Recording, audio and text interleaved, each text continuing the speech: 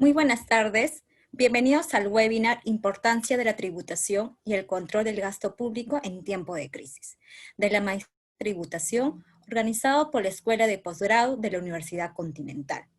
Nuestra maestría en tributación te dotará de un conocimiento fundamental y vigente de las normas que regulan la tributación nacional e internacional, su integración con la economía y los aspectos contables que la soportan. Además, podrás desarrollar competencias en liderazgo, trabajo en equipo, comunicación efectiva y negociación, que te permiten desempeñarte como un directivo en esta especialidad. Te invitamos a conocer más de nuestra maestría en tributación, que los primeros meses serán bajo nuestra modalidad de clases a distancia en tiempo real, que inicia el 18 de julio. Ahora damos paso al webinar Importancia de la tributación y el control del gasto público en tiempo de crisis, a cargo del doctor Daniel Yacolca Estares, a quien tengo el gusto de presentar. Daniel Yacolca es doctor en Derecho y Política Fiscal, docente de la Maestría en Tributación de la Universidad Continental, socio principal del estudio jurídico Daniel Yacolca, director y coautor de libros y artículos de su especialidad. Ha sido representante y funcionario en la División de Reclamos de la Intendencia Regional Lima y jefe de cobranza coactiva de la SUNAT. Muchas gracias, Daniel Yacolca, por aceptar nuestra invitación. La dinámica que vamos a seguir en esta tarde será contar con la exposición por un lapso de 30 minutos y posterior daremos paso a la ronda de preguntas, las cuales podrán realizarse en el chat. Les recuerdo que podrán acceder a las constancias por este webinar, por lo cual al terminar, el mismo le pediremos responda una breve encuesta. Sin más preámbulo, invitamos a Daniel Yacolca a realizar su exposición en el webinar Importancia de la tributación y el control del gasto público en tiempo de crisis. Adelante, doctor Daniel Yacolca. Muy buenas tardes tengan todos ustedes. Para mí es un grato honor dirigirme a toda la audiencia de modo virtual y agradecer también a la Escuela de Posgrado de la Universidad Continental por tener a bien incentivar esta clase de eventos académicos que día a día se están fortaleciendo en este tiempo de la pandemia. Bueno, esperando que todos estén bien, doy inicio a la conferencia, ¿no?, relacionado, vinculado a los problemas que tenemos en materia tributaria y con el foco de atención a la importancia del pago de tributos y el control del gasto público. Para ello, tenemos un temario con 4 subtemas que voy a abordar gráficamente y posteriormente, de seguro, el enfoque central o el objetivo central de lo que yo les voy a hablar en esta oportunidad está sobre el nuevo concepto de tributo que debemos ya comprender a nivel académico, incluso a nivel de Estado, ¿no? ¿Qué clase de tributos son los que nos esperan que deben generarse, crearse en el futuro? Pues empezamos con el primer tema. El primer tema está relacionado con el problema en el cumplimiento tributario en tiempo de crisis por el COVID-19, ¿no? Y pasemos a la siguiente diapositiva, por favor. Entonces ahí observamos nosotros cómo se ha ido conociendo toda la pandemia a nivel mundial. Y un mapa como el que les muestro evidencia que el foco de atención se ha iniciado en China, luego en Europa, África, Sudamérica, Norteamérica, etcétera. Y al final cada uno de los países que integran nuestro mundo, pues se ha visto afectado muy grandemente con esta pandemia.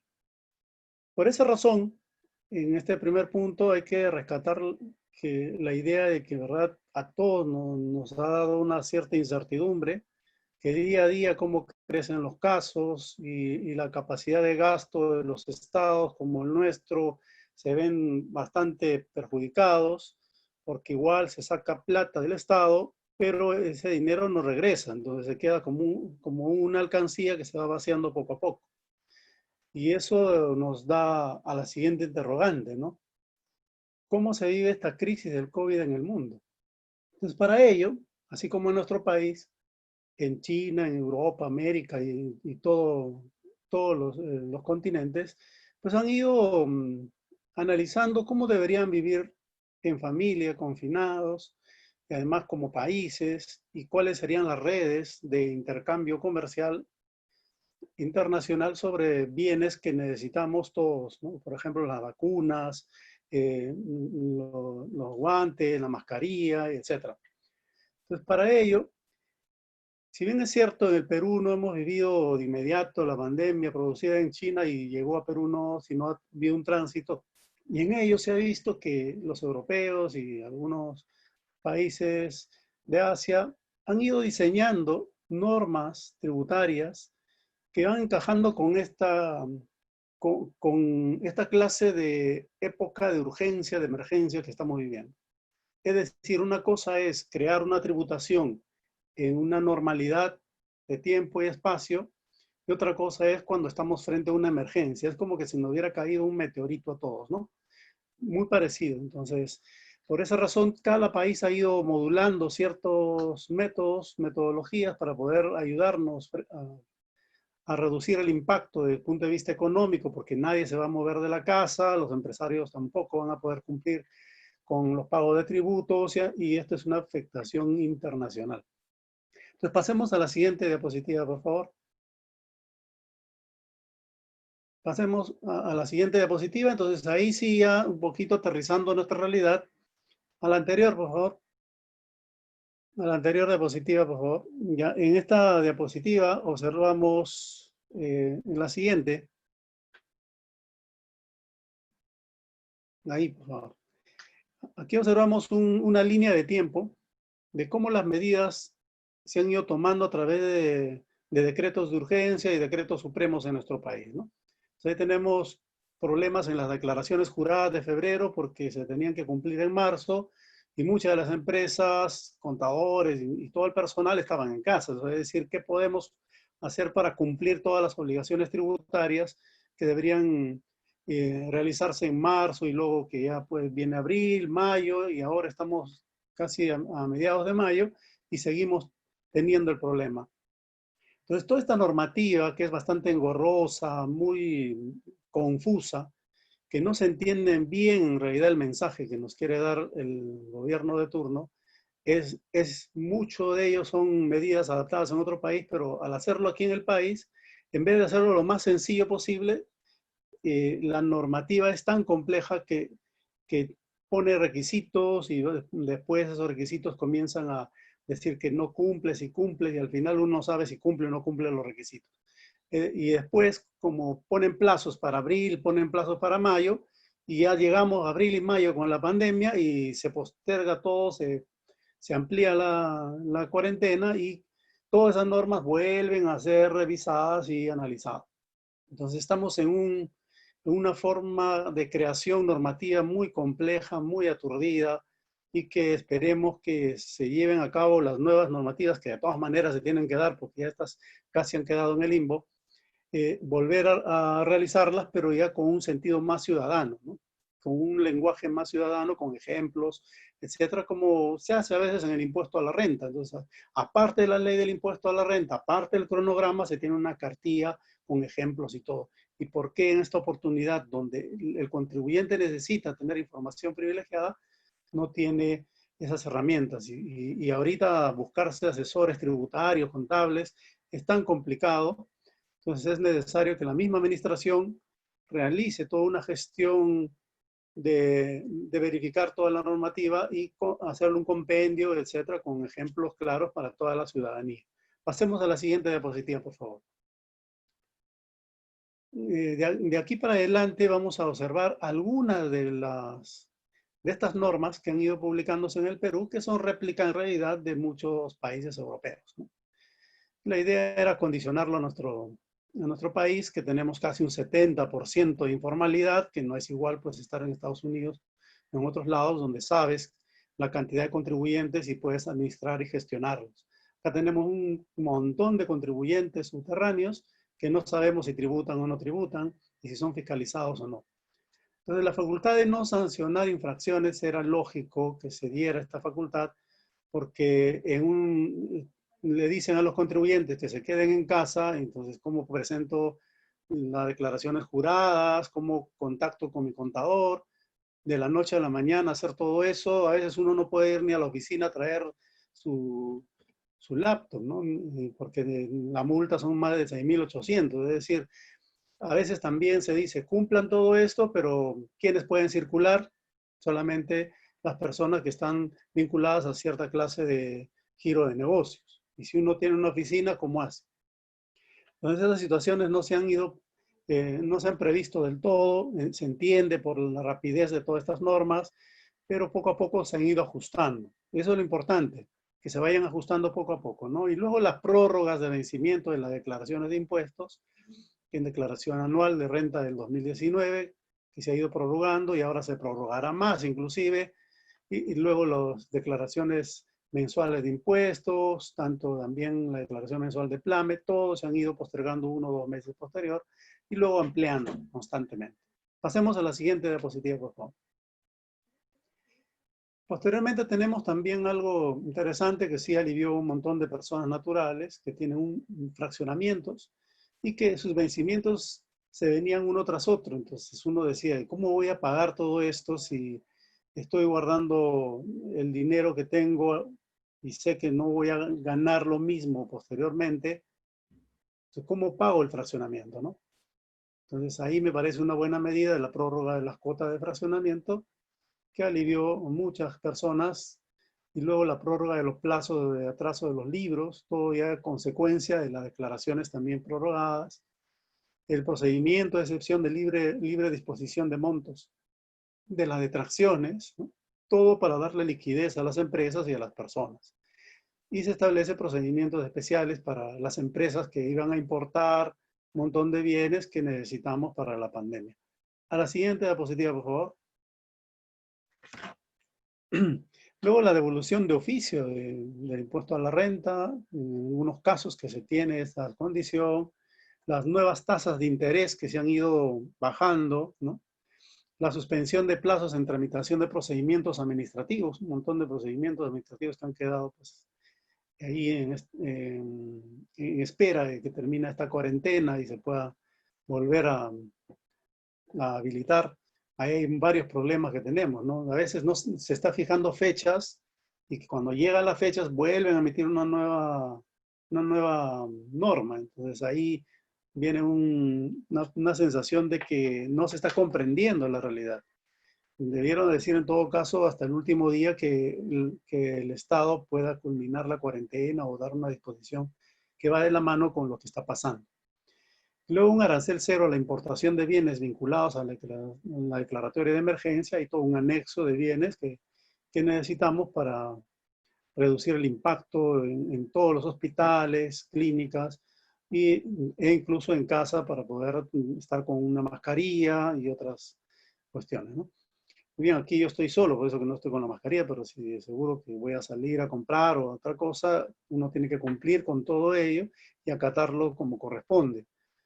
Porque una cosa es ser irrespetuoso con las normas y otra cosa es que uno mismo ya es el problema. Si tienes el COVID, peor todavía, ¿no? Pasemos a la siguiente diapositiva, por favor. Pasemos a la siguiente diapositiva, por favor. Gracias. Entonces, como tercer punto tenemos la necesidad de una reforma tributaria y también una reforma del gasto público. Ya es necesario, no porque hace muchos años todo el mundo decía hay que hacer una reforma y la SUNAT, el Ministerio de Economía y a veces en algunas ocasiones el Congreso sacaban unas normas con el nombre de reforma. Entonces uno analizaba esto y decía esto no es una reforma, esto es unas normas que llenaban ciertos vacíos legales, ¿no? Entonces una reforma tributaria como corresponde es reestructurar todo nuestro sistema tributario, analizarlo por todos los lados y plantear reformas estructurales para todo lo que se nos viene de ahora en adelante. Y eso hasta el momento no se ha hecho. Y solamente son modificaciones temporales que se dan pues, a nivel del Poder Ejecutivo y en algunos casos del Legislativo. Pero ¿qué es lo que debemos hacer para plantear una reforma tributaria en nuestro país? Pues tiene que estar a cargo de una dirección conocida como una comisión especial, ¿no? Aquí en el Perú y en cualquier parte del mundo, cuando se elabora, por ejemplo, el Código Civil, Código Penal, el mismo Código Tributario y otras normativas, se pide opinión a especialistas para que puedan analizar los temas. En cambio, aquí han salido las normas como si estuvieran pues ya diseñadas por alguien superdotado y de la noche a la mañana teníamos código, renta, IGB, todos los regímenes posibles y aplicables, y en el camino se buscaban arreglarlas porque la mayoría de ellos han sido traídas de otros países. Entonces, ajustar en el camino, teniendo la posibilidad de hacer una verdadera reforma y con ya especialistas en nuestro país, tenemos grandes tributaristas muy reconocidos en nuestro país que pueden hacer esa labor. Como ocurre en el Código Civil, por ejemplo, actualmente hay un proyecto de Código Civil, también hay un proyecto de Código Penal, que han sido liderados por personalidades muy especializados, a nivel universitario, a nivel incluso académico y profesional. ¿Cuáles son los puntos con los cuales yo menciono que podría darse esta reforma? Estamos hablando de mediano plazo, ¿no? De corto plazo ya hemos visto un montón de casos que se han ido dando, pero ya en a mediano plazo, terminando quizás un poquito el tema de controlar la pandemia, no quizás culminarla porque no sabemos cuándo, podría en primer lugar reformarse estructuralmente el Código Tributario, por ejemplo, regulando los derechos de los contribuyentes frente a las facultades de la administración. Es decir, tenemos un código tributario pensado solamente para el accionar de la SUNAT y de los gobiernos locales y regionales no se dice casi nada, ¿no? Uno que otra norma por ahí. Y administración tributaria no solamente es la SUNAT. Es la más influyente, es la más necesaria en nuestro país para incrementar la recaudación y su trabajo cada vez ha ido evolucionando, pero igual necesitamos que nuestros alcaldes, los gobiernos regionales tengan instituciones que lideren una administración tributaria para estos tiempos e incluso para los nuevos años, ¿no? Entonces eso es lo que necesitamos, hacer un balance entre los derechos del contribuyente y la facultad de la administración en el Código Tributario. Luego tenemos como idea incorporar medios alternativos de resolución de conflictos, como la conciliación y el arbitraje en materia tributaria. ¿Por qué tenemos que pelearnos en una fiscalización, en un reclamo, en una apelación, en toda la vía administrativa, irnos al Poder Judicial y todas las deudas tributarias, las más millonarias, están durmiendo en el Poder Judicial? El Poder Judicial en realidad tiene salas especializadas ahora en materia tributaria, pero a nivel de juzgado y en una sala. Pero cuando llega a la Corte Suprema, no sabemos cuándo van a resolver los casos tributarios más grandes. Y a veces al año salen uno o dos casos que se ven en la prensa. Entonces uno dice, ¿por qué todo ese dinero que está ahí atorado en el Poder Judicial no se diluye y se sepa la verdad, ¿no? Si el contribuyente tiene la razón, que le den la razón al contribuyente. Si la tiene la administración, también, pero que al menos se sepa cómo debe solucionarse esos temas. Entonces, esta clase de medios alternativos de solución podrían ayudar un poco. Luego tenemos la incorporación de procedimientos que velen por corregir errores materiales del contribuyente y de la administración. Esto lo vengo diciendo hace mucho tiempo, pero hasta el momento no existe. Entonces uno tiene que persinarse ante la SUNAT, presentar cartas a cobranza, a activa, a control de la deuda, llenar formularios, por ahí el 194 y otras cosas más y decir hoy, ¿cuándo solucionarán este tema? En algunos casos nos llaman por teléfono y dicen, sí, estamos solucionando, pero no somos un solo contribuyente. Deben haber miles de contribuyentes esperando que le solucionen un tema.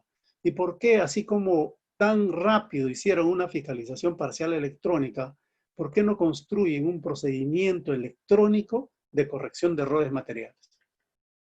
¿No? Entonces ahí es donde voy con la primera opción que dije, el balance entre el contribuyente y la administración. Si creo un procedimiento de fiscalización electrónica, ¿por qué no creo procedimientos electrónicos para el contribuyente se defienda más rápidamente con errores materiales que a nadie le hace daño? es demostrar la verdad material. Así de simple. Un pago no reconocido, que se reconozca. O una declaración jurada, no esperar que presente reclamos, quejas, etcétera, ¿no?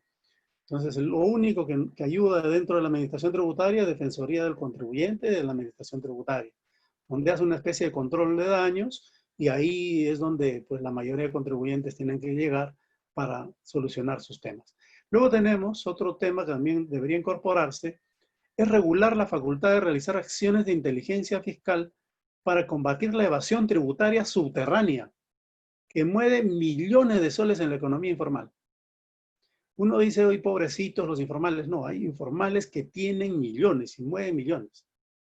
En mi experiencia profesional he estado dentro de la administración un buen tiempo y ahí hemos visto, cuando estábamos revisando los informales, grandes focos de informalidad que no son tocados porque el Código Tributario tiene muchos procedimientos netamente oficinistas y de campo casi nada, ¿no? Entonces aquí me parece que se debe regular esta facultad de acciones de inteligencia fiscal y que sea muy parecido a una inteligencia de la policía con bastantes cuidados, por supuesto, para evitar algunos atropellos.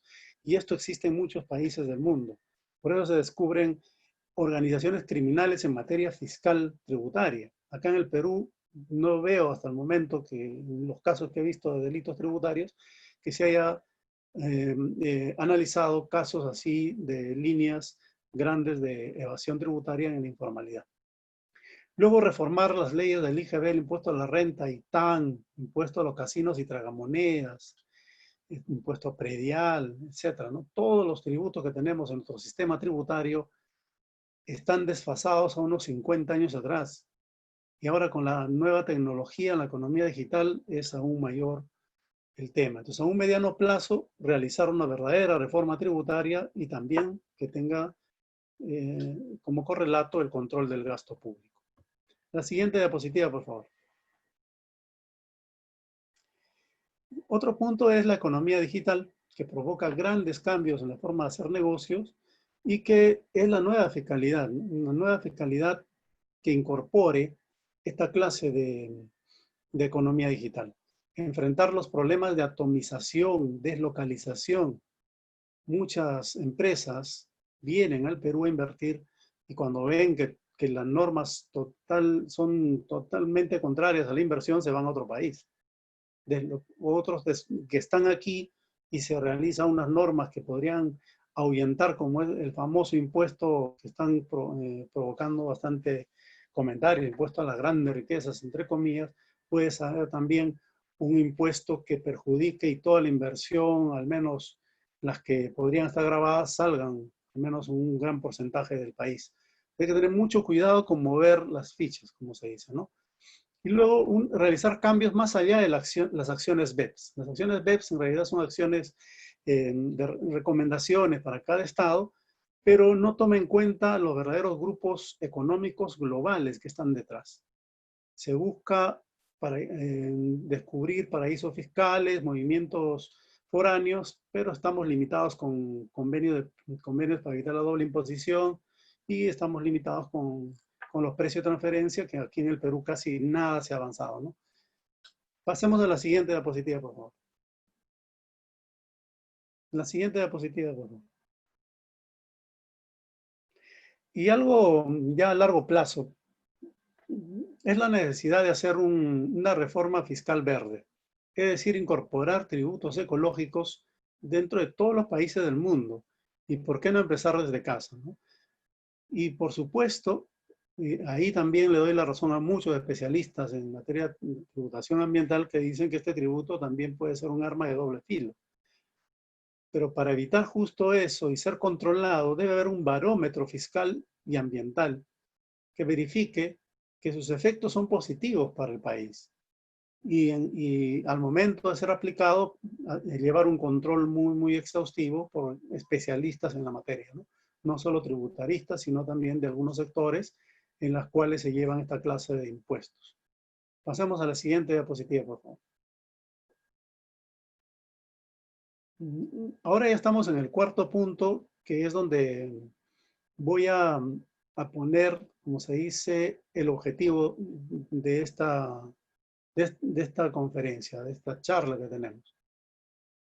Todo lo anterior, hemos visto, está centrado en un concepto de tributo clásico. Es un concepto de tributo donde la mentalidad de todos los tributaristas están focalizados a que el tributo solamente sirve para recaudar y con ese dinero el Estado gasta en bienes y servicios públicos, ¿no? Entonces todos tenemos que ponernos la mano al bolsillo, darle un poco del IGB, darle un poco del impuesto a la renta o de otros tributos al Estado. El Estado hace un globo, como una alcancía grande de todos nosotros, y a través del presupuesto público distribuye el gasto en todo el país. Entonces ahí decimos nosotros, pues esta clase de tributación es muy antigua. Así nació los tributos, ¿no? Pero hoy en día esa clase de concepto de tributación ya no es suficiente. Necesitamos mirar la otra cara del tributo. O sea, el tributo tiene dos caras. Una cara que sirve para recaudar y para controlar el gasto público a través del presupuesto, y su gasto debe ser equitativo, etc. Y otra cosa es ver la otra cara del tributo, que puedo llegar al mismo fin de buscar un bien común en la población, pero más bien sin pagar tributos. Es decir, mientras menos tributos pague, va a funcionar mejor todo, ¿no? En ese sentido, vamos a analizar algunos conceptos jurídicos del Código Tributario Peruano, del Código de la Ley General de España, que son similares a muchos que están aquí en América Latina y en Europa, y vamos a observar justo esa cualidad del tributo. Solamente están ceñidos a un concepto netamente fiscalista, recaudador, ¿no? Observemos nuestro Código Tributario Peruano para empezar aquí en casa, y vemos que en la norma 2 del Código Tributario nos dice que el Código Tributario rige las relaciones jurídicas originadas por los tributos, y para estos el término genérico tributo comprende. Es decir, aquí en el Perú no está regulado el concepto de tributo. No existe un concepto de tributo en el Perú. Entonces, ¿quién llena ese vacío? Pues lo está llenando el Tribunal Constitucional. En algunos casos el Tribunal Fiscal, ¿no? Y la SUNAT utiliza justo esas herramientas y los contribuyentes también. Pero no sabemos en realidad qué cosa es un tributo en el Perú. Intuimos que es parecido al de España, parecido al de Perú, porque no lo hemos regulado. Lo que hemos regulado son las clases de tributos. El impuesto, que es netamente recaudador, ustedes lo observan aquí, nos dice que pagamos y el Estado nos dará algo a cambio, pero no sabemos cuándo, ¿no? Una contraprestación indirecta. No origina un beneficio para nosotros al momento de pagar el tributo. Pagamos y no sabemos en qué va a gastar el Estado. A veces hay en corrupción, también se va, ¿no? No sabe. IGB, impuesto a la renta, predial, no sabemos en qué se va.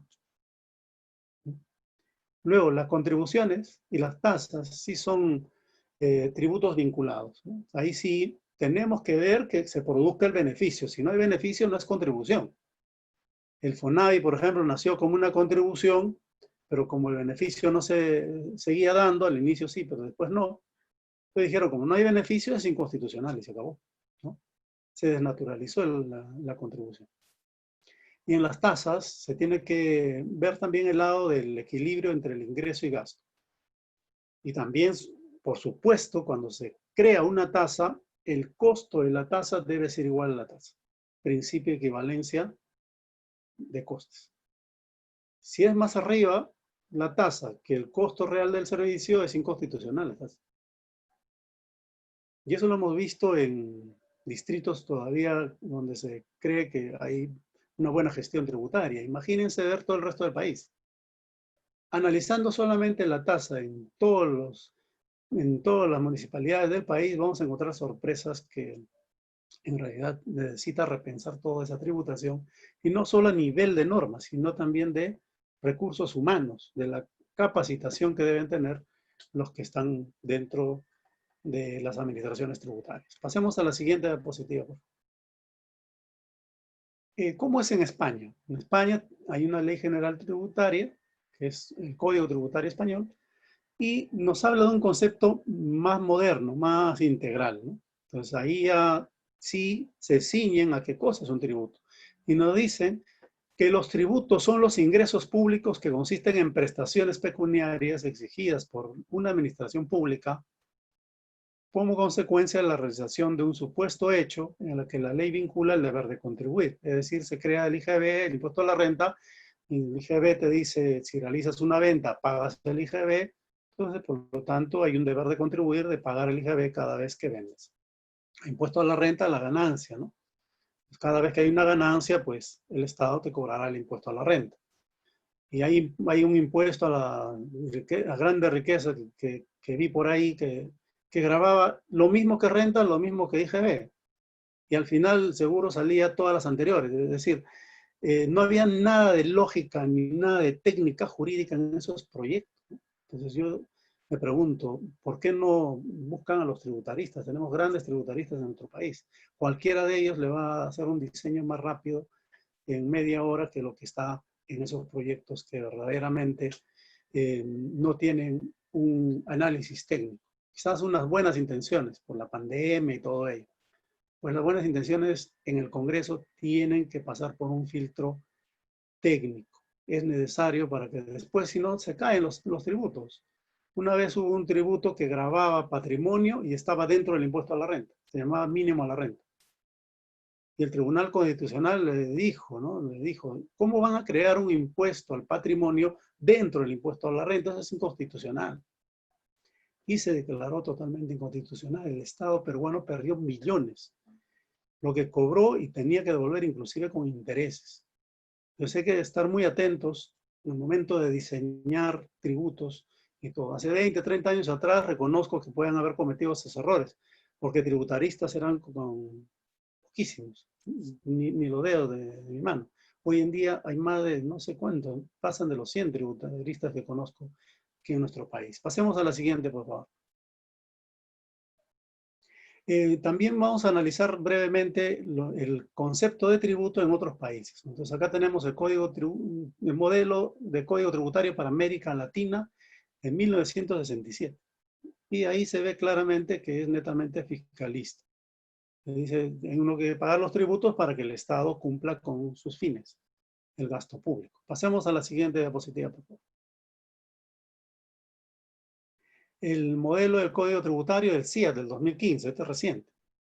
Y aquí observamos que el concepto se parece mucho al español, ¿no? Muy, muy parecido, para no decir que es un traslado nada más de conceptos, pero se ve claramente que el tributo son prestaciones pecuniarias que el Estado exige en el ejercicio de la potestad tributaria, y observamos que habla sobre el deber de contribuir y satisfacer necesidades públicas. Otra vez, ¿no? Dinero, caja fiscal, gasto público. Pasemos a la siguiente, por favor. La siguiente diapositiva, ya entramos a la doctrina. Los que voy a mencionar son tributaristas muy reconocidos en casi todo el mundo y que han trascendido pues, a través de sus obras y todo, ¿no? Uno de los primeros es Geraldo Atalía, donde también, si uno lee, su concepto es bastante fiscalista, ¿no? De recaudador, es decir, el tributo tiene un imperio por la norma y por lo tanto tiene que, el contribuyente tiene que pagar sus tributos para el gasto público, de acuerdo a la voluntad de la ley, es decir, cómo se ha configurado el tributo. Pasemos a la siguiente, por favor. Giannini, también un italiano de la escuela de Pavia, junto con Berliri, ¿no? Y Grisiotti, ellos analizaron a profundidad los conceptos más importantes del tributo y hicieron un diseño de tributo con una relación de características esenciales. Los primeros son debidos a un ente público, la administración pública, tiene su fundamento en el poder imperio del Estado. En esa época todavía se discutía el poder imperio del Estado. Hoy en día es la competencia del Estado, la facultad, el deber de contribuir de los ciudadanos. Y finalmente son establecidos con una finalidad de procurar medios para cubrir los gastos públicos, ¿no? Entonces termina también Giannini con lo mismo que está en las legislaciones y también en los anteriores que he ido citando. Pasemos a la siguiente, por favor.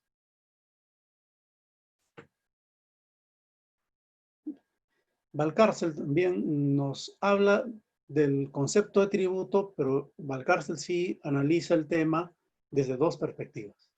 Y ahí es donde vamos aterrizando con el concepto doctrinario moderno, en el cual debemos estar observando después incluso de la pandemia.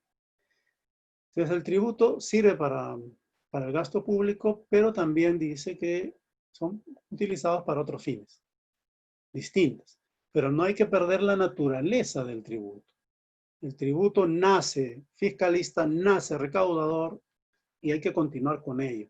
Si tiene algunos elementos extrafiscales, como por ejemplo se están dando ahorita en la pandemia, beneficios, exoneraciones, amortizaciones más allá de lo normalmente justificable, de 5 a 20%, son casi beneficios. Entonces son medidas extrafiscales. Son medidas extrafiscales, pero no tributos extrafiscales.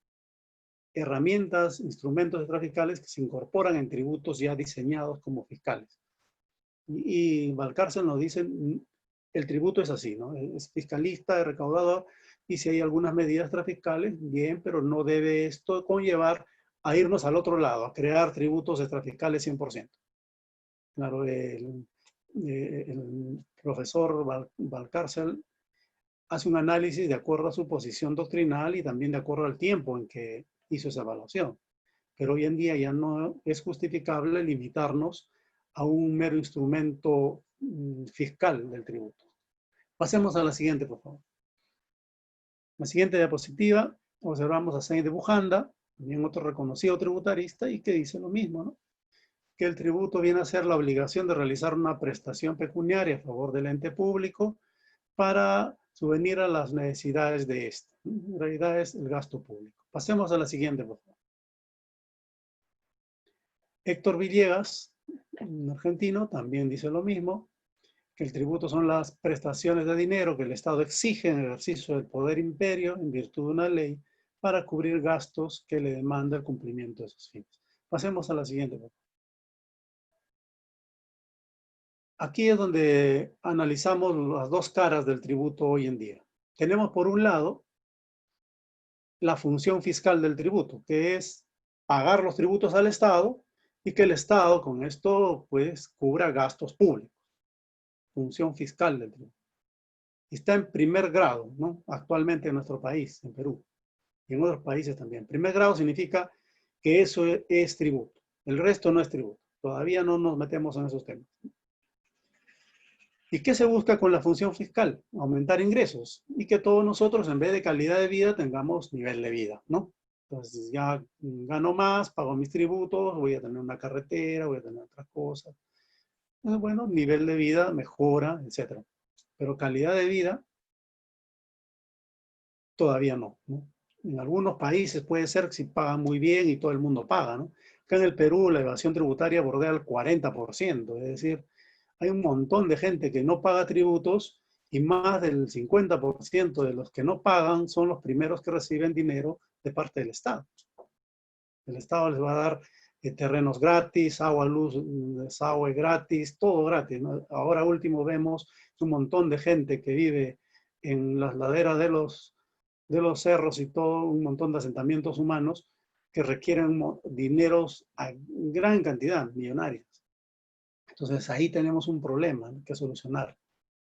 Entonces la función fiscal, si bien es cierto, es necesario para al menos darle nivel de vida a la población, debemos buscar el otro lado del tributo, que es la función extrafiscal. Incentivar comportamientos para buscar un fin que tanto es de pagar tributos para el gasto, como también de incentivar comportamientos para no necesitar gastar cosas, y que también cumplamos con el fin último. ¿Cuál es el fin último? El bien común. Ahí llegan las dos vertientes, lo fiscal y lo extrafiscal. Entonces, aquí está la diferencia, ¿no? Corregir externalidades negativas e incentivar aquellas positivas y buscar una calidad de vida. Y esto tiene en el futuro la tendencia esa que se convierta en primer grado. Es decir, que tengamos en el futuro, así como tenemos el IGB, el impuesto a la renta, tengamos tributos como tributos ambientales, etcétera, fiscales, que nos van a ayudar a entender una lógica de calidad de vida. Con los dos vamos a llegar a lo que se conoce como un bien común. Pasemos a la siguiente diapositiva, por favor.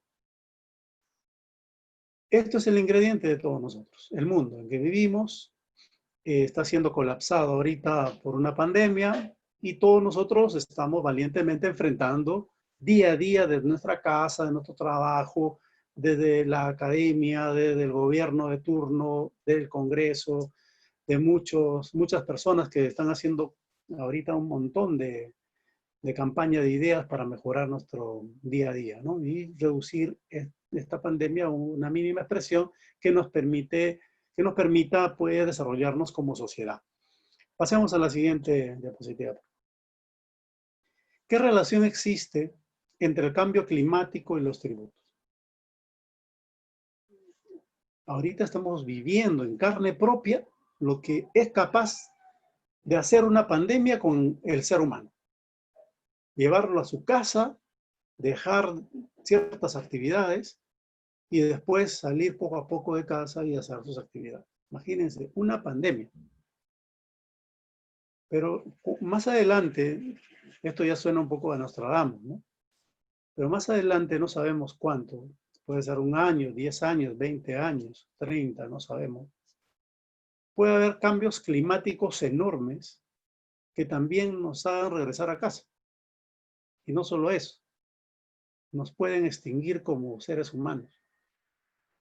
No quisiera ser tan alarmista, pero de acuerdo a cómo vamos viviendo, totalmente desordenados, con una informalidad tremenda en casi toda Latinoamérica y en los países europeos cada vez con menos recursos, enfrentar el cambio climático va a ser toda una agenda pendiente. Hasta el momento han hecho convenios, tratados, unas cosas necesarias, ¿no? Para hacer la base de todo, pero hasta el momento no hay normas muy fuertes en cada país para reducir el impacto del cambio climático. Pasemos a la siguiente, por favor. Y ahí vamos a ver esa relación, ¿no? Esa relación que existe. El concepto de tributo clásico es suficiente para una tributación extrafiscal que nos ayude a combatir esta pandemia y no esperar que llegue todo el meteorito, que llegue la pandemia, que llegue el calentamiento global y recién todos los tributaristas hacemos un análisis de qué cosa hacer, qué no hacer. ¿No necesitamos acaso una tributación de emergencia para situaciones como que estamos viviendo? ¿Y el cambio climático no es el siguiente en la lista después de la pandemia? ¿No necesitamos prepararnos acaso para ello? Entonces estos son interrogantes que nos dan como un sentido de pregunta e investigación hacia el futuro. Y eso es lo que se hace en la maestría de toda la Universidad Continental, ¿no? Realizamos investigaciones a gran profundidad y a nivel internacional. Pasemos a la siguiente, por favor. La tributación como un instrumento económico puede mover mercados. Y ese movimiento de mercados es lo que se conoce como función extrafiscal del tributo. Si en el mercado tengo abono químico, envase de plástico, bebidas gaseosas, le coloco un impuesto al precio del mercado. Y al abono orgánico, al vidrio y al agua, que son bienes que nos puedan dar calidad de vida, no solo nivel de vida, más bien les doy algunas exoneraciones, les bajo las tasas del IVA, del IGB o del impuesto a la renta, y le doy ventajas extrafiscales. En un lado creo impuestos extrafiscales, en el otro ventajas extrafiscales o beneficios extrafiscales. ¿Qué pasa con un mercado así? Observen cómo se va a reducir el círculo de uno y el otro va a aumentar. Pasemos a la siguiente, por favor. ¿Qué ha pasado con estas medidas tributarias extrafiscales? He podido modificar mercados, de un mercado contaminante a un mercado verde. Esa es la instrumental de la otra cara del tributo que digo, que en nuestra legislación no ha sido concebida. O sea, hasta el momento he estado casi todos los países de Latinoamérica y acá en Perú, en muchas universidades, Cuando analizo los libros, reviso, converso con mis colegas en materia tributaria, recién se están atreviendo a dar a conocer esta clase de tributación. Entonces, la idea es ya entrar a fondo a ver estos temas. Nadie tiene la última palabra. Lo que hemos estudiado esto no significa que lo que estamos diciendo es un 100%. Puede haber muchas cosas que cambiar, pero ya al menos es una motivación para un cambio de tributación y de un concepto de tributo que todavía está arraigado en un concepto netamente fiscalista. Pasemos a la siguiente, por favor. Observemos estas imágenes. Estas imágenes nos dan sentido de un país informal. No tenemos casa, no tenemos nada. Bueno, invado un terreno en el cerro y se acabó. Y después le diré al Estado, mira, no tengo agua, no tengo desagüe, no tengo nada, por favor, gratis todo. Y el Estado te va a dar. Pero no el Estado en sí, ¿no? Como Estado, sino algunos políticos que se aprovechan de llegar al poder y darle título de propiedad, agua, luz, teléfono, toda esta gente. Entonces es lógico, si la primera vez hicieron eso, ahorita en el 2021, que ya estamos cerca, van a hacer lo mismo, ¿no? Toda esta gente va a votar por esa gente que les va a dar ahora lo mismo. Y así vamos a estar creando y creando un montón de lugares desordenados, sin una lógica y a full informalidad en todos lados. Y los municipios, ni hablar, ¿no? Todos los municipios que están detrás de esta clase de construcciones y todo, son municipios que están plagados de corrupción, plagados de ineficiencia administrativa y de gestión de gasto público. No están ni al 50%, diría menos. Ya ni puedo mencionar capaz los porcentajes que pueden existir. ¿Qué es lo que necesitamos? Claro, vamos a llegar a ser un país de la maravilla de la noche a la mañana, pero sí reflexionar sobre esta realidad. ¿Cómo debemos cambiar esta realidad a otra realidad? Pasemos a la siguiente diapositiva, por favor. Pasemos a la siguiente diapositiva, por favor.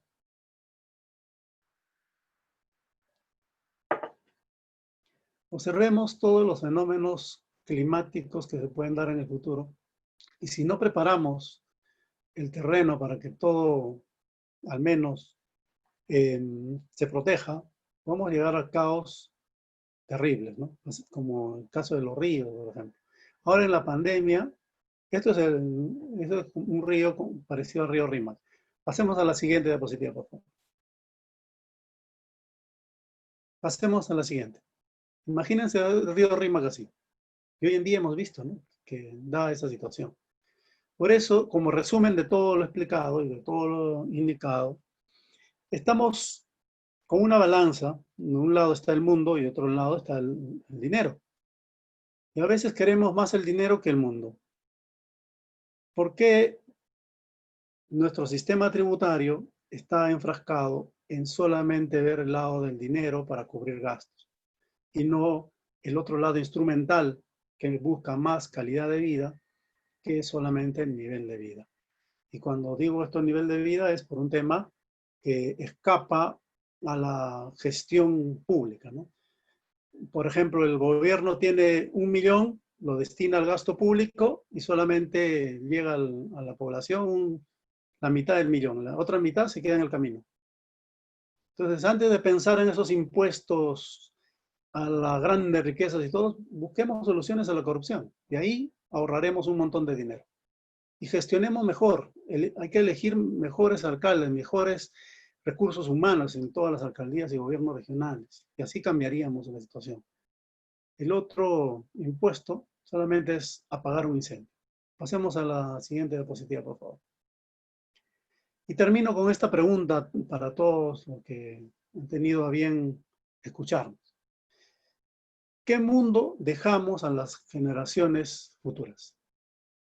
¿Qué mundo dejamos? Muy bien, agradecido por esta oportunidad a la Universidad Continental, la Escuela de Posgrado, y con esto quedo a disposición de acuerdo a lo que se encuentra planificado. Gracias.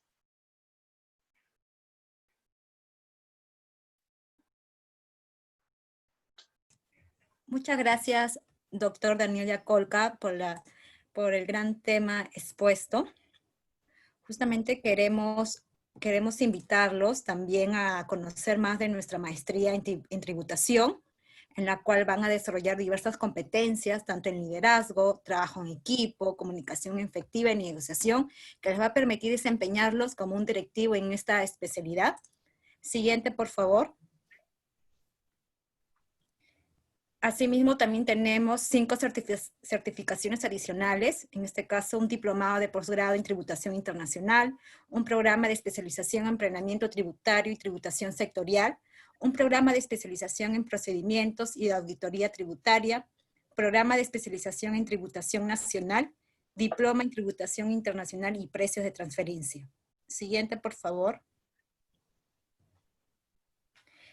Esto se divide en 5 ejes temáticos. El primero es planeamiento tributario, el segundo tenemos que es la asesoría, el tercero es el cumplimiento tributario, luego tenemos el litigios tributarios y finalmente la investigación. Siguiente, por favor. Asimismo, también contamos con una excelente plana docente. En este caso lo encabeza el ponente Daniel Yacolca. Asimismo, también tenemos el ponente Andrés Pacheco y Vanessa Araujo. Siguiente, por favor. También contamos en nuestra plana docentes con Erwin Valdavieso, Marcos Guamán y Víctor Mejía. Siguiente, por favor. Y también nos acompaña Dani Guamán. Siguiente, por favor. ¿Por qué elegir estudiar en la Universidad Continental? Más de 135,000 alumnos y egresados de nuestros programas, 9 exministros del Estado como estudiantes, 22 ediciones de la maestría de Administración de Negocios, 64 ediciones de la maestría en Gerencia Pública, 208 ediciones del programa de especialización en contratación del Estado y 134 ediciones de maestrías. Adelante, por favor. Muchas gracias. Ahora pasamos a la ronda de preguntas.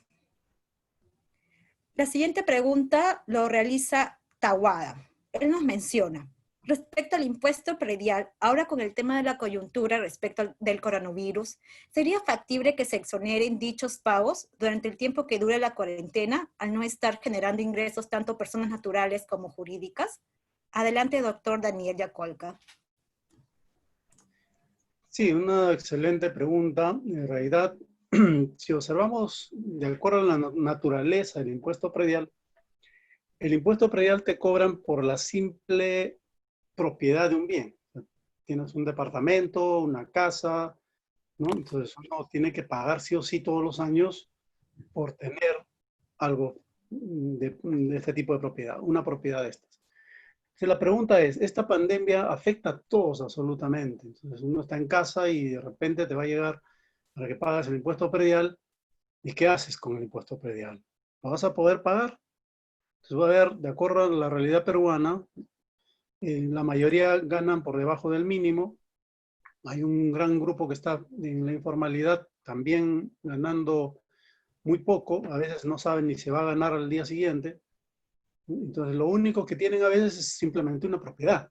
Están no solo una familia, 2, 3 familias están metidas en una sola casa. Entonces, dada esta realidad, sí debe regularse una moratoria para el pago del impuesto predial. Y justo una de las cosas que también están ahí en las diapositivas, ustedes la van a obtener de seguro, dice que debemos tener nosotros en un tema de emergencia. Yo en un tema de normalidad estoy totalmente contrario a un régimen como la amnistía tributaria. ¿Por qué? Porque ahí en realidad es una cuestión netamente política de los municipios. Pero en un momento como este, una pandemia donde la realidad es sí la cara de la pobreza y de llegar a la extrema pobreza, ahí sí se debe tomar medidas para que el impacto del impuesto predial no lleve a ser confiscatorio para la gente que a las justas tiene para el día a día, incluso en esta pandemia y después de esta pandemia. Sí, esa sería la respuesta. Gracias, doctor Daniel. Continuamos ahora con la pregunta de Auder. Él nos menciona, ¿qué es evasión tributaria subterránea? Ya, nosotros tenemos a uno de los economistas que se menciona constantemente a nivel mundial, me refiero a Hernando de Soto, y él tiene dos libros. Un libro que se denomina El otro sendero y otro libro, El misterio del capital, ¿no? En resumen, ambos libros lo que nos muestra es que existe una población en nuestro país que no llega a ser formal porque ser formal implica un montón de pasos a seguir. Y eso es una barrera burocrática para no llegar a ser formal. O si se llega a ser formal, después de un año o medio año, se regresa de nuevo a ser informal. Entonces, la economía subterránea es esa, ¿no? Que está debajo de la economía formal. La economía formal es todas las empresas que tienen RUC, tienen sus obligaciones que están pagando, fraccionamiento, etcétera, pero hay un montón de personas que no tienen RUC y no tienen ninguna actividad que esté relacionada al pago de tributos. Entonces hay una economía subterránea, debajo de la economía formal. Y por supuesto, esta economía subterránea son de tres formas. Una economía subterránea donde hay gente de pobreza y extrema pobreza, que día a día pues no puede pagar ni 20 soles como impuesto, pero hay otro grupo que sí.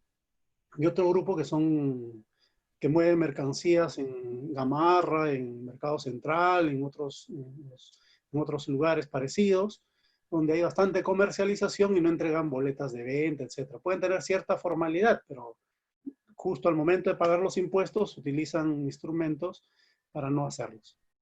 Y hay otra economía subterránea todavía más grande, que son personas financistas que tienen dinero en grandes cantidades y que colocan justo en esta clase de negocios informales para obtener más ventajas y sin tributar, ¿no? Entonces ahí tenemos un problema. La intervención de la SUNAT en estos tres focos tiene que ser con una inteligencia fiscal, que es la propuesta que he hecho. Descubrir en realidad a todas estas personas, sacándole el velo de la informalidad y verificando quiénes son los que verdaderamente mueven las grandes cantidades que están debajo de la informal, debajo de la economía formal. Sería la respuesta. Gracias, doctor. La siguiente pregunta lo formula Gabriel. Él nos menciona, ¿cómo mejorar la recaudación de los gobiernos locales bajo la coyuntura actual? ¿Emergencia sanitaria? Sí, respecto a la mejora de la recaudación en los gobiernos locales, creo que hubo como un modelo en el municipio de Lima Metropolitana. Desde los años 90 hacia el año 95, 97, más o menos, la administración tributaria SUNAT comenzó a utilizar justo la cobranza coactiva como una herramienta muy precisa para poder incrementar la recaudación tributaria, ¿no? Y con esto de la mano estaba también todas unas campañas frente a la población para decirle que paguen sus impuestos, declaren y si no tienen fracciones. O sea, iban de la mano los dos instrumentos. Entonces creció bastante a pesar que teníamos terrorismo, estábamos en épocas totalmente de una inflación, hiperinflación, comenzamos a subir y la recaudación llegó muy bien acentuada de los años 90 hasta el año 97 aproximadamente. Y ahí justo casi para llegar al año 2000, la Municipalidad de Lima utiliza ese instrumento y todas las ideas que se destacaron en la SUNAT para subir su recaudación. Y en vez de que la Municipalidad de Lima mantenga a su gerencia de recaudación, ellos cambiaron el diseño y dijeron, no, vamos a crear un SAT. Y fue el primer SAT en Perú. ¿Un SAT qué cosa es? Es un diseño en miniatura, o en mediano, para no decir muy abajo, en mediano respecto a la SUNAT. O sea, es una administración tributaria que tiene casi toda la estructura de la SUNAT y utiliza ya más artículos del Código Tributario, ¿no? Porque antes utilizaban normas dispersas y ahora justo la reforma que planteo es que se integre todas las normas a los gobiernos locales. Entonces, los gobiernos locales lo que necesitan son dos cosas. Primero, recursos humanos. Los recursos humanos que en la mayoría de gobiernos locales son personas que no tienen la competencia para llevar a cabo esa gestión tributaria. Que si uno ve a la SUNAT, sí, en la SUNAT la mayoría son funcionarios de más de 10, 15, 20 años que tienen una experiencia enorme y son casi colegiados y se capacitan constantemente, algo que no pasa en los gobiernos locales. Creo que lo primero que se debe hacer es capacitar a los gobiernos locales para que tengan esa clase de gestión tributaria y puedan incrementar su recaudación. Muchas gracias, doctor. La otra pregunta es de Lady. Ella nos menciona cuál sería la mejor estrategia para compensar la pérdida de recaudación tributaria durante los meses que dura la cuarentena. Adelante, doctor Daniel. Sí, dentro de las recomendaciones que también están en las diapositivas, es lo que le denomino como una amnistía tributaria. Una amnistía tributaria que no debe ser como el que acaba de publicar la SUNAT el domingo, que es un fraccionamiento especial llamado RAE, donde te da ciertas facilidades, pero solamente sobre 2 meses de la pandemia. Y el resto, es decir, para la SUNAT va a acabar toda la pandemia el otro mes. Entonces, todo es muy bien, ¿no? Creo que si hiciéramos caso lo que dice la SUNAT, todos nos alegraríamos y diríamos, está bien, entonces todos nos vamos a reencontrar con la normalidad de acá a un mes. Entonces, la pregunta del millón ¿es suficiente una medida, que si bien es cierto, es adecuada y todo, para un estado de normalidad? ¿Ponerlo en una pandemia como esta? De mi punto de vista, no.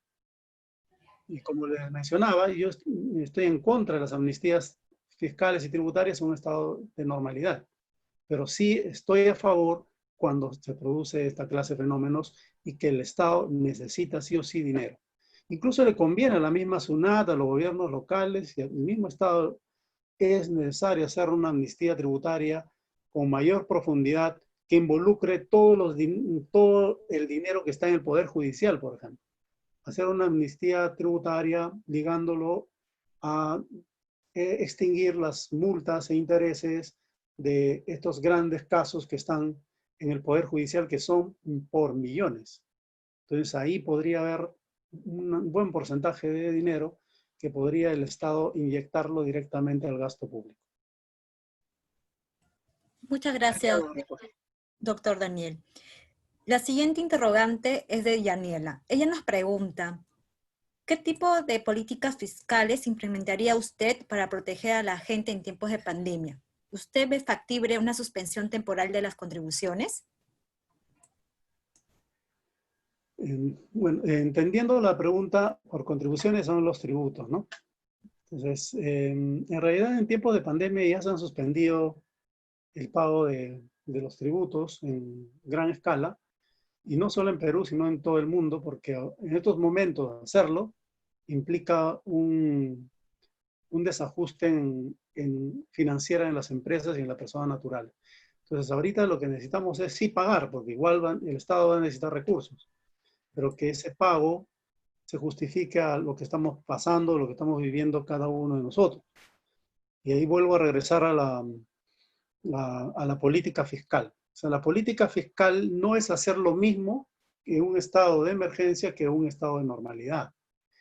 En un estado de normalidad entiendo todas las medidas que pueden hacer para recaudar, con una cobranza coactiva agresiva y con fraccionamientos que tienen tantos requisitos que al final lo que se van a coger son un grupito pequeño. Entonces, yo entiendo eso en un estado de normalidad. Pero en un estado de emergencia como el actual, sí debemos pagar los impuestos, pero dar cierta soltura donde pueden bajar un montón de ingresos, como estos montos enormes que están en el Poder Judicial, y también a su vez en todas las empresas que necesitan un respiro para pagar planillas, mantener su fuente y todo. Entonces, la idea es no ajustar, no ahorcar, pero sí cobrar. Pero hay que cobrarlo de acuerdo al impacto que nos ha dado la pandemia, ¿no? Y esa sería la respuesta. Muchas gracias, doctor Daniel. Para terminar, las últimas preguntas lo formula el participante Bejar. Él nos indica ¿Sería oportuno implementar un sistema de notificación electrónico para los gobiernos locales? ¿Cuál considera que serían los principales obstáculos? Bueno, creo que es una excelente idea y el día de hoy no hay persona que no tenga un celular en la mano. La mayoría tenemos un celular en la mano. A veces hasta dos, tres, mucha gente, ¿no? Entonces ya tener una notificación física donde la misma entidad también pierde recursos porque tiene que pagar un tercero para que notifiquen y no son 100.000 o 20.000 soles, ¿no? Puede llegar a 1.000.000, 2.000.000. Es un gasto enorme por no tener el uso de una tecnología tan amigable que ahora es la notificación electrónica. De ahí podríamos aprender lo que hace la SUNAT actualmente, ¿no? Casi todo es electrónico. Ahora uno se inscribe en el RUC, puede hacer los cambios de datos, todo, te fraccionas. Lo que falta en la SUNAT son lo que yo ya mencioné anteriormente, procedimientos a favor del contribuyente, no solamente a favor de la administración, como un balance, ¿no? Crear la notificación electrónica y hacer un cambio en el código tributario urgente, porque tenemos dos normas que se contraponen. El artículo 11 que te dice que un contribuyente fija domicilio fiscal para todos los efectos tributarios, el artículo 11. Pero extrañamente el artículo 104 y las resoluciones de superintendencia que van modificando qué actos notificar en el buzón electrónico y qué no, como que se contraponen, ¿no? Yo como contribuyente podría decir, ¿por qué no me notificas en el domicilio fiscal? ¿Por qué me notificas en el domicilio electrónico? Y así no, pero es una opción de notificación, es una opción más. Pero de todas maneras me tienes que notificar en el domicilio fiscal, porque para eso lo he puesto, si no, ¿para qué lo he puesto? ¿No? Entonces, cambiar por de un domicilio fiscal físico a un domicilio fiscal electrónico. Entonces, ahí sí varía todo. Entonces, todo en el buzón, porque es aparte de ser mi buzón electrónico, también es mi domicilio fiscal electrónico. Creo que la modernidad nos está dando una lección. Todo el mundo hoy en día ya se ha puesto hábil en todo lo que es la tecnología de la comunicación por temas académicos y algunos temas también importantes como se dan por la SUNAT a nivel electrónico. Estamos avanzando, hay que ser optimistas, creo que las municipalidades deben incorporarse en el mundo electrónico lo más pronto posible. Y para ello vuelvo a repetir, que realicen concursos para tener los mejores recursos humanos que son tan valiosos en una institución y que reflejan su gestión y su imagen. Sería la respuesta. Muchas gracias, doctor Daniel. Y la última pregunta es a través de nuestras plataformas de las redes sociales y tenemos el participante Marcos Cáceres. Él nos indica, ¿cómo podemos hacer que participe la Contraloría en todo proyecto de obras por impuestos a nivel de los gobiernos regionales? Es una pregunta también muy, muy interesante porque el título de esta presentación es La importancia de la tributación y del gasto público. Entonces, cuando hablamos de la tributación, estamos hablando del ingreso público, todo lo que entra en caja, ¿no? Y el gasto público es a nivel del presupuesto que está a nivel de todos los entes del Estado. Entonces, debe haber un equilibrio, un balance. Entonces, ahí se dice, ¿cómo puedo hacer para que la Contraloría revise todos los focos de posible corrupción en los entes públicos, especialmente en los gobiernos locales? Porque hemos tenido hasta alcaldes que han ido como cabecillas de criminalidad organizada y todo, ¿no? Terriblemente. Es decir, muy impactante. Entonces la pregunta es, ¿por qué se le da tantos recursos y tanta importancia a la SUNAT? Y creo que está muy bien eso, se le dé por el ingreso público, y no a la Contraloría. Pues tenemos en la SUNAT más de 17.000 personas trabajando y la Contraloría no creo que lleguen a 7.000. Y además las acciones que realiza la Contraloría deben tener pues focos de comunicación con la población para que la población también pueda hacer un control concurrente con la misma Contraloría. Una cosa es presentar denuncias y que a ver si te hacen caso, no sabemos por la cantidad de denuncias que pueden haber y la capacidad de gestión de esas denuncias quizás no están siendo tratadas como debe ser por la falta de personal y la falta de recursos. Entonces, hay que fortalecer a la Contraloría casi al nivel de la SUNAT, porque si estamos viendo un balance entre ingreso y gasto, pues yo digo, ¿no? Tengo un montón de ingresos tributarios porque la SUNAT trabaja duro y a veces es hasta mal vista por eso. Pero tenemos una Contraloría que no trabaja al mismo ritmo por falta de recursos, falta de mucha gestión, etcétera. Entonces estamos en desbalance. Entonces, ¿para qué crear estos impuestos a las grandes fortunas? Para seguir teniendo más ingresos, pero un control bajo y bastante corrupción. Creo que la pregunta da muy acertada a ese pensamiento de equilibrio entre ingreso y gasto. Y gracias más bien a todos por su cordial concurrencia. Nos veremos próximamente de seguro. Muchas gracias, doctor Daniel Yacolca, por su participación a nuestro webinar el día de hoy, Importancia de la tributación y el control del gasto público en tiempo de crisis. Aprovechamos en resaltar que para los asistentes al webinar de hoy, se les entregará constantes digitales por su participación. Les llegará a su correo un plazo máximo de 30 días. Para nosotros es importante contar con su opinión. Los invitamos a completar la encuesta de satisfacción en el cual se está compartiendo el enlace en el chat. Asimismo, para profundizar este y otros temas relacionados, los invitamos a solicitar más información de nuestra maestría en tributación en nuestra modalidad de clases a distancia en tiempo real, que inicia el 18 de julio. En el chat se está compartiendo el URL del enlace. De esta manera damos por concluido nuestro webinar Importancia de la tributación y el control del gasto público en tiempo de crisis. Agradecemos la participación del doctor Daniel Yacolca y a todos ustedes que nos han seguido conectados por este Zoom y las redes sociales. De parte de la Escuela de Posgrado de la Universidad Continental, les agradecemos su participación. Muchas gracias.